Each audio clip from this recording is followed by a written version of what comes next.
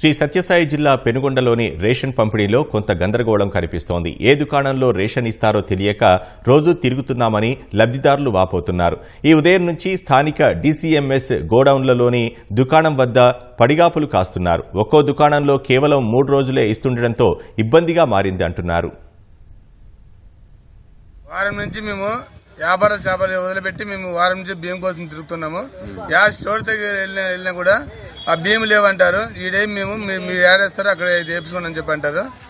వారం నుంచి తిరుగుతున్నాం సార్. వ్యాపార చేపలు వదిలిపెట్టి మేము ఇక్కడ కాసుకున్నాం. 6 గంటల నుంచి కాసుకున్నాం. ఇక్కడ 6 గంటల నుంచి కాసుకున్నా కూడా ఇంకా 7 గంటలకు వస్తామన్నాడు, రాలేదు. ఇంకా ఇవ్వాలని కూడా ఊరికే మేము వచ్చినాము. ఎప్పుడో వచ్చాము, తీరినప్పుడు వచ్చాము, వేస్తాము, బియ్యం వేస్తాము. 2-3 రోజులు వేస్తారు, మళ్ళీ లేవంటారు. బంద్ అయిపోయినా అంటారు, మళ్ళీ డోర్ మూసేస్తారు, వెళ్ళిపోతారు. ఇంకా కాబట్టి మేము ఇంకా వెనక్కి పోవాలి. మేము సర్వేర్ పని చేయలేదు అంటారు, ఇంకోటి పని చేయలేదు అంటారు. మాకు పనులు ఉండే అంటారు. మీకేమైనా పనులు ఉండే మాకు ఉండవు అంటారు.